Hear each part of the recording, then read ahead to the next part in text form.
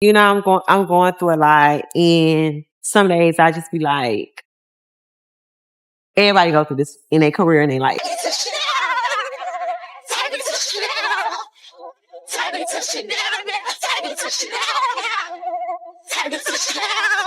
it ain't all good, and it's not all bad. Like, we don't talk every day, but it's no beef on my end. I still look at her as family, but it's not like we on the phone, we chatting every day, or we checking in like, hey, she posting my shit, I'm posting her shit. When Young Miami said she was done rapping, nobody expected her next headline to be about court papers instead of chart toppers. But this time, it's not a diss track. It's a $20 million copyright war that's threatening to tear through both the American rap scene and the South African pop world. According to legal filings that just hit Los Angeles Superior Court, Young Miami is suing Tyla, yes, Water Tyla, accusing her of stealing her unreleased hit Take Me to Chanel and turning it into Put Me in Chanel, the same song Tyla's been teasing for weeks. What started as a cryptic tweet has exploded into one of the messiest musical scandals of 2025. It's got money, betrayal, stolen melodies, and two women fighting not just for credit, but for their careers. When Young Miami said she was stepping away from rap, everyone assumed it was just temporary, a breather before her next viral catchphrase or high-energy collab. But what nobody expected was that her big return wouldn't come through a single. It would come through a subpoena. Yes, Carisha Brownlee, better known as Young Miami, has officially filed a $20 million lawsuit against South African pop princess Tyla, claiming the Grammy winner stole her song. And not just any song, the song that was supposed to mark Miami's solo rebirth after City Girls fizzled out. Now, what's unfolding isn't just another celebrity spat online. It's a cultural collision, an international legal war between Miami's raw Florida rap energy and Tyla's polished global pop sound. Two women from completely different worlds, now battling over a song that could define their futures. On one side, you've got Miami, a hustler fighting to reclaim respect in an industry that's quick to label her as the personality, not the pen. On the other, Tyla, fresh off a Grammy win, global tours, and luxury brand deals, the face of Africa's pop explosion. And at the center of it all sits one song, Chanel. A record that could either crown Miami's comeback or completely taint Tyla's golden era. This isn't just about lyrics or melodies anymore. It's about credit, credibility, and the cold truth of the music business, where friendship, opportunity, and betrayal are often recorded in the same studio session. It all started with one tweet. No hashtags, no context, just 10 words that sent the internet into full meltdown. Take me to Chanel, put me in Chanel. The post dropped at 9:43 p.m. on a random Thursday night, and within 10 minutes, Miami's name was trending worldwide. Fans are confused at first. Was it shade? A lyric tease? A promo? But then came the second tweet, a simple eye-roll emoji, and that's when the gossip pages pounced. Within an hour, screenshots were flooding the Shade Room, Pop Crave, and Hollywood Unlocked, each headline more dramatic than the last. Did Tyla steal Young Miami's song? Miami accuses Tyla of plagiarism. City Girls drama goes global. The internet did what it always does, it investigated. Fans began pulling receipts, posting side-by-side snippets of Take Me to Chanel, the unreleased demo Miami previewed on Instagram Live months ago, against Tyla's teaser for Put Me in Chanel. The similarities? Uncanny. The beat, the hook, even the way both women say Chanel with that breathy, rhythmic swing. By midnight, the debate had exploded into chaos. Tyla stans were calling Miami a bitter flop, while Miami's fans clapped back with Protect Black Women in Music. And as the world argued, Miami sat silent, liking cryptic posts and following a few entertainment lawyers on Instagram. So what really happened? According to sources close to Miami, the drama started months before the tweets. Back in June, during BET Awards weekend, both artists attended the same private dinner hosted by a well-known producer. The same producer who, allegedly, worked with both women on different sessions that summer. Miami reportedly played a rough cut of Take Me to Chanel that night, bragging that it would be her soft girl comeback record. Tyla, allegedly loved it, even asking who produced it. Fast forward 2 months later, and Tyla begins teasing a new single titled Put Me in Chanel.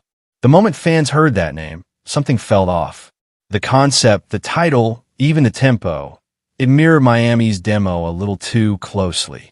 Miami's team started digging and, according to leaked document from her legal filing, they claim to have found metadata overlap between her demo file and Tyla's release version. The shocking part?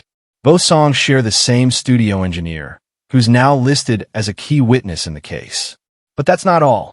Musicologists hired by Miami's legal team reportedly analyzed both songs and found them to be 68% similar in lyrical phrasing, rhythm, and composition. That kind of overlap isn't coincidence. It's potential copyright infringement. And for Miami, it wasn't just about stolen art. It was about stolen opportunity. This song was supposed to launch her into a new era, polished, feminine, and global. Instead, it became the blueprint for someone else's hit. Sources claim Miami felt blindsided, like she'd been robbed in broad daylight by someone she thought was a supporter. And for Tyla, the accusations came right as her career was peaking, making this not just a scandal, but a potential career ender if proven true. Once the story broke, the internet did what it does best. It divided itself into battle camps. On one side were Tyla's defenders, insisting that Miami was reaching for attention, that no one owns the word Chanel, and that Tyla had been working on the track long before Miami's demo ever surfaced. It's giving jealousy, one viral tweet read, racking up 500,000 likes. Others pointed out that Tyla's team likely had no reason to steal from Miami, especially when Tyla's been collaborating with elite producers from London to Lagos. But then came the receipts. Miami's fans began reposting old live clips where she previewed Take Me to Chanel months before Tyla's teaser. They highlighted the lyrics, both songs opening with Take Me to Chanel, I Like the Smell, and fans started demanding accountability. The hashtag Justice for Carisha started trending, and even a few industry figures chimed in, hinting that this isn't the first time Tyla's team has borrowed ideas from others. And just like that, what began as a clout chase accusation transformed into a cultural flashpoint. The irony? Miami was finally getting the global attention she'd been chasing, but not for her music, for her lawsuit. As she gears up for her solo debut, she's caught in a storm of vindication and mockery. Meanwhile, Tyla's spotless image as the industry's new darling is starting to crack under the weight of whispered allegations and deleted tweets. At this point, the internet isn't just asking who wrote Chanel, it's asking who's lying. And the answer might decide which woman walks away with her career intact. Once the online firestorm hit critical mass, young Miami took things from social media to the courthouse. On October 21st, her legal team filed a $20 million lawsuit in Los Angeles Superior Court, accusing Tyla and her label of copyright infringement, unjust enrichment, and emotional distress. The documents claim that Miami's original track, Take Me to Chanel, was created months before Tyla's version, and that both songs share substantially identical melodic, lyrical, and compositional elements. But this isn't just a she said, she stole situation. Miami's attorneys say they have studio timestamps from the Pro Tools session proving her song existed first. They've even subpoenaed audio engineers and producers tied to both camps, demanding hard drives and email records to trace who had access to what files and when. Sources close to the case claim the forensic analysis found identical metadata fragments, a technical smoking gun that could prove the files originated from the same session. Tyla's team, on the other hand, filed a motion to dismiss, calling the case baseless and opportunistic. But the judge hasn't tossed it, and insiders say the discovery phase could be explosive, especially if Miami's camp leaks evidence to the media. Because this court doesn't play about stolen art, and if those files match, someone's going to have to pay. While Miami is lawyering up, Tyla's staying silent, almost too silent. Instead of addressing the allegations, she doubled down on promotion, posting a carousel of glossy behind-the-scenes photos from her Chanel video shoot with a caption, "Can't fake the original." Fans called it a slick clapback, while critics called it a PR disaster. Sources close to Tyla told Billboard that she considers the lawsuit frivolous, insisting she never even heard Miami's demo and that Chanel is based on an entirely separate composition produced overseas. Her label, Epic Records, has quietly backed her, but not without hesitation. Multiple insiders say brand sponsors, including Dior Beauty and Spotify Africa, are monitoring the situation closely before renewing contracts. Nobody wants to be associated with a plagiarism scandal, especially when the alleged victim is a black female artist fighting for ownership of her work. Behind the scenes, industry execs are panicking. If this lawsuit moves forward, it could set a global precedent, forcing international collaborations to navigate new copyright rules, cultural barriers, and NDAs just to protect demos from leaking. What started as a social media feud is now threatening to rewrite how global pop operates. Both women may be in court, but make no mistake, this is also a PR war. Miami knows exactly what she's doing. By filing the lawsuit publicly, she's not just protecting her art, she's reclaiming her narrative. For months, people have written her off as the fun one, the influencer, the brand deal girl. But now, she's positioning herself as the victim of industry theft, the serious artist demanding credit where it's due. It's a rebrand through fire. Meanwhile, Tyla's silence has become her strategy. Her team's betting on the cool girl defense, staying poised, unbothered, and letting her music speak for itself. It's calculated, but risky, because while quiet confidence can read as classy, it can also look guilty when the receipts start to pile up. The chessboard is clear. Miami is controlling the narrative through visibility, court filings, and carefully timed statements. Tyla's controlling it through absence, curated mystery, and global appeal. Both are playing to win, not just legally, but publicly. Zooming out, this isn't just a Miami versus Tyla issue.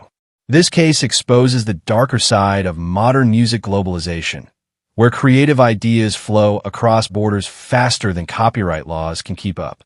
With Afrobeat, Amapiano, and rap constantly blending online, it's becoming harder to prove who made what first.